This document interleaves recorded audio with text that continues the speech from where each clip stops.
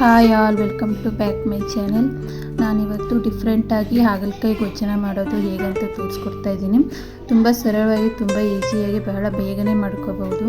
ಇದನ್ನ ಅನ್ನಕ್ಕೆ, ದೋಸೆಗೆ, ಚಪಾತಿಗೆ ಒಳ್ಳೆ ಕಾಂಬಿನೇಷನ್ ಆಗಿರುತ್ತೆ. ಫಸ್ಟಿಗೆ ಹಾಗಲಕಾಯಿನ ಎಲ್ಲ ಚಿಕ್ಕ ಚಿಕ್ಕದಾಗಿ ಕಟ್ ಮಾಡಿಕೊಂಡು ಕುಕ್ಕರಲ್ಲಿ ಬೇಯಿಸ್ಕೋಬೇಕು. ಸ್ವಲ್ಪ ಉಪ್ಪು ಮತ್ತು ಹುಣಸೆ ಹಣ್ಣನ್ನು ಸೇರಿಸ್ಬಿಟ್ಟು ಚೆನ್ನಾಗಿ ಬೇಯಿಸಿ ನೀರು ಬಸಿದು ಸೈಡಲ್ಲಿ ಇಟ್ಕೋಬೇಕು. ಹಾಗೆ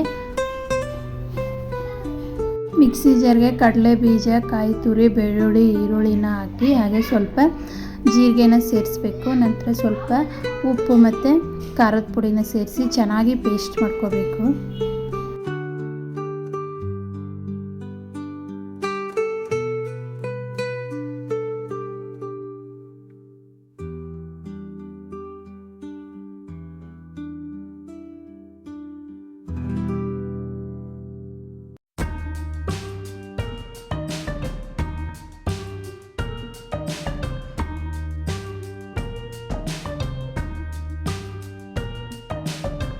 ಹಾಗೆ ಒಗ್ಗರಣೆಗೆ ಮೀಡಿಯಮ್ ಸೈಜ್ ಈರುಳ್ಳಿ ಕಟ್ ಮಾಡಿ ಇಟ್ಕೊಂಡಿದ್ದೀನಿ. ಹಾಗೆ 2 ಮೀಡಿಯಮ್ ಸೈಜ್ ಟೊಮೆಟೊನ ಕಟ್ ಮಾಡಿ ಇಟ್ಕೊಂಡಿದ್ದೀನಿ.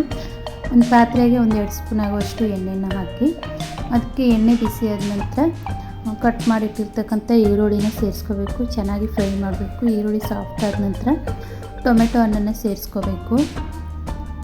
ಟೊಮೆಟೊನ ಸೇರಿಸಿ ಚೆನ್ನಾಗಿ ಫ್ರೈ ಮಾಡಬೇಕು. ಟೊಮೆಟೊನ ಮತ್ತು ಈರುಳ್ಳಿ ಎಲ್ಲ. ನಂತರ ಇದಕ್ಕೆ ರುಬ್ಬಿಟ್ಟಿರ್ತಕ್ಕಂಥ ಮಸಾಲೆನ ಸೇರಿಸ್ಕೋಬೇಕು. ಸೇರಿಸಿ ಚೆನ್ನಾಗಿ ಕಲರ್ ಚೇಂಜ್ ಆಗೋವರೆಗೂ ಫ್ರೈ ಮಾಡಬೇಕು. ನೀವು ನೋಡ್ತಾ ಇರ್ಬೋದು, ಫ್ರೈ ಮಾಡ್ತಾಯಿದ್ದೀನಿ. ಈಗ ಈ ಕಲರ್ ಇರೋದು ಒಂಚೂರು ಕಲರ್ ಚೇಂಜ್ ಆಗುತ್ತೆ. ಫ್ರೈ ಮಾಡಬೇಕು. ನಂತರ ಇದು ಫ್ರೈ ಆದ ನಂತರ ಬೇಯಿಸಿಟ್ಟಿರ್ತಕ್ಕಂಥ ಹಾಗಲಕಾಯಿನ ಈ ಮಸಾಲೆಗೆ ಸೇರಿಸ್ಕೋಬೇಕು. ಸ್ವಲ್ಪ ಅರಿಶಿನ ಪುಡಿ ಹಾಕ್ತಾಯಿದ್ದೀನಿ. ಚೆನ್ನಾಗಿ ಮಿಕ್ಸ್ ಮಾಡಿಕೊಂಡು ಬೇಯಿಸಿಟ್ಟಿರೋ ಹಾಗಲಕಾಯಿನ ಇದಕ್ಕೆ ಸೇರಿಸ್ಕೊಂಡು ಒಂದು 5ರಿಂದ 10 ನಿಮಿಷ ಬೇಯಿಸಿದರೆ, ಸ್ಲೋ ಫ್ಲೇಮಲ್ಲಿ ಮೇಲೆ ಮುಚ್ಚಿ ಬೇಯಿಸಿದರೆ ಹಾಗಲಕಾಯಿ ಗೊಜ್ಜು ರೆಡಿಯಾಗಿರುತ್ತೆ. ನೀವಿನ್ನೂ ನನ್ನ ಚಾನಲ್ನ ಸಬ್ಸ್ಕ್ರೈಬ್ ಮಾಡ್ಕೊಂಡಿಲ್ಲ ಅಂದರೆ ಸಬ್ಸ್ಕ್ರೈಬ್ ಮಾಡ್ಕೊಳ್ಳಿ. ನೋಡ್ತಾ ಇರ್ಬೋದು. ನಂತರ ಸ್ವಲ್ಪ ಮಿಕ್ಸಿ ಜಾರ್ಗೆ ನೀರನ್ನ ಹಾಕಿ ತೊಳೆದು ಅದರಲ್ಲಿ ಸೇರಿಸ್ಕೋಬೇಕು. ಹಾಗಲಕಾಯಿನ ಸೇರಿಸಿ ಮೇಲೆ ಮುಚ್ಚಿ ಒಂದು 10 ನಿಮಿಷ ಬೇಯಿಸಿದರೆ ಹಾಗಲಕಾಯಿ ಗೊಜ್ಜು ರೆಡಿಯಾಗುತ್ತೆ. ಈ ರೆಸಿಪಿ ನಿಮಗೆ ಇಷ್ಟ ಆಗಿದ್ದರೆ ಲೈಕ್ ಮಾಡಿ, ಶೇರ್ ಮಾಡಿ, ಹಾಗೆ ಸಬ್ಸ್ಕ್ರೈಬ್ ಕೂಡ ಮಾಡ್ಕೊಳ್ಳಿ. ಬೆಲ್ ಐಕಾನ್ ಕ್ಲಿಕ್ ಮಾಡೋದನ್ನು ಮರಿಬೇಡಿ. ನಾನು ಮಾಡೋ ಎಲ್ಲ ಹೊಸ ವಿಡಿಯೋಗಳ ನೋಟಿಫಿಕೇಷನ್ ನಿಮಗೆ ಫಸ್ಟ್ ಬಂದು ತಲುಪುತ್ತೆ. ಹಾಗೆ ರೆಸಿಪಿ ಹೇಗಿದೆ ಅಂತ ಕಮೆಂಟ್ ಮಾಡಿ.